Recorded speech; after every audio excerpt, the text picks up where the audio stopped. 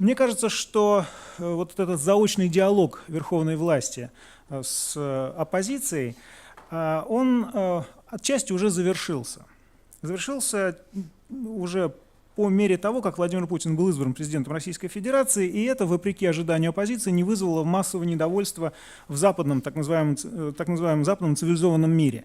Ожидали, что эта победа Путина на выборах будет интерпретирована чуть ли не как катастрофа, и выборы будут признаны нелегитимными, но ряд технологических усилий и возвращение популярности Путина у населения Российской Федерации шансов этому не оставили. Более того, западное сообщество довольно благожелательно восприняло возвращение Путина на президентский пост. Можно сказать, что ставка на непризнание президентских выборов нелегитимными не сыграла. Однако это, в принципе, случилось несколько позже. А в период между декабрем 2011 и мартом 2012 года оппозиции казалось, что вот-вот режим, как они пишут в интернете, режим, непременно кровавый, вот-вот рухнет.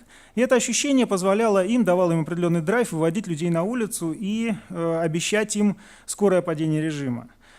Тем не менее, несмотря на это, верховная власть не поддалась на довольно серьезные провокации решить проблему, что называется, силовым путем. И это важное, ценное качество, которое верховная власть продемонстрировала. Более того, верховная власть, несмотря на резкое падение популярности протестных лидеров, что выразилось в уменьшении числа протестующих, тем не менее внимательно учла их требования и учла их при конструировании политической системы уже после президентских выборов. Федеральная власть одновременно не сделала тех ошибок, которые от нее ожидала оппозиция, что она их сделает, и протест перерастет в массовый, повлечет смену, так сказать, политической формации. Этого не произошло. Все это вызвало сильное, правда, официально не оформленное раздражение у оппозиционеров, которое они выразили через интернет традиционным способом. И, естественно, их концепция авторитарной власти в России, она оказалась несколько подразрушенной. Мне кажется, что большую роль сыграло то, что большая часть населения России все-таки настроена консервативно. И некоторый испуг перед вот этой активностью протестной и оппозиции, она консолидировала электорат Владимира Путина вокруг него, что сделало его победу более-менее убедительной. И, во всяком случае, не позволило ее оспорить, так как она, собственно, и не была оспорена, и даже не выглядела нелегитимной, вопреки ожиданиям оппозиции. Наконец, Путин, несмотря на то, что ожидалось, что он, будучи избранным президентом, все оставит как есть, изменил кадровую модель, что выразилось в серьезных действиях вокруг Сердюкова, вокруг Елены Скрынник, и я думаю, что это не последние фигуранты. Мне кажется, что теперь в основу кадровой политики Владимира Путина положен принцип профессиональной пригодности и, если хотите, репутационной чистоты. Это должно заставить окружение Владимира Путина задуматься и, возможно, даже перестроить модель поведения с верховной властью.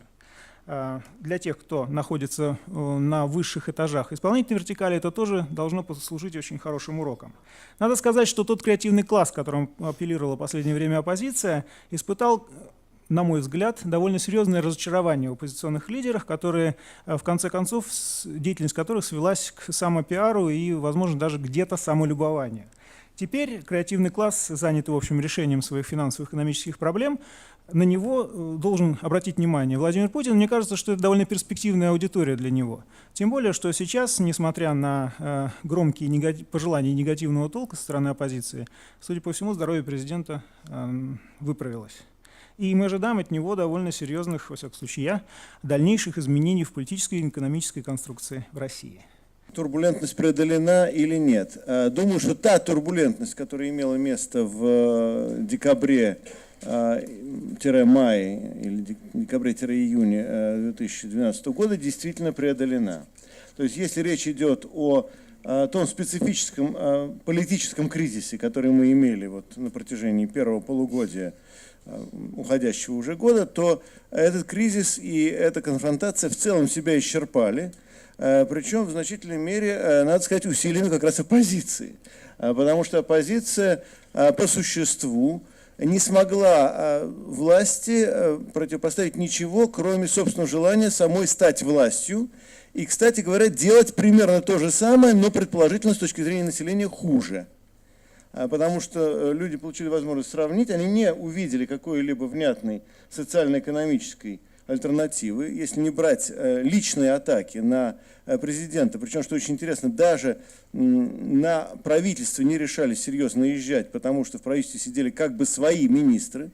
И в данном случае вот, двойственное положение, например, господина Кудрина, достаточно понятно, да?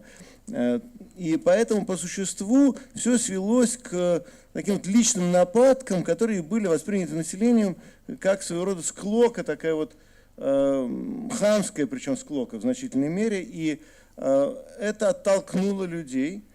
А опять-таки второй этап, который тоже стал четко прорисовываться уже к весне, был связан с тем, что все-таки власть начала проводить так называемые, ну, с точки зрения оппозиции, с точки зрения либеральных экономистов, популистские меры. То есть, по большому счету, начала проводить политику стимулирования спроса в противовес политике жесткой экономики, которую проводили, скажем, в Западной Европе. И эта политика сработала. Она сработала в том плане, что мы имеем экономический рост. Пусть даже небольшой, пусть на самом деле очень нестабильный и, на мой взгляд, структурный достаточно слабый, но тем не менее мы его имеем. В то время как во многих других случаях, если бы политика была иной, совершенно не очевидно, что экономический рост продолжался бы. С моей точки зрения, одной из главных причин, собственно говоря, так сказать, вот, произошедших волнений была неуклюжая модель передачи власти от одного к другому. И здесь я прямо скажу, что в первую очередь виноват бывший президент, а ныне премьер-министр, который передавал власть Владимиру Владимировичу так, что все видели, что ему это делать очень не хочется. И чуть ли его не заставляют это делать.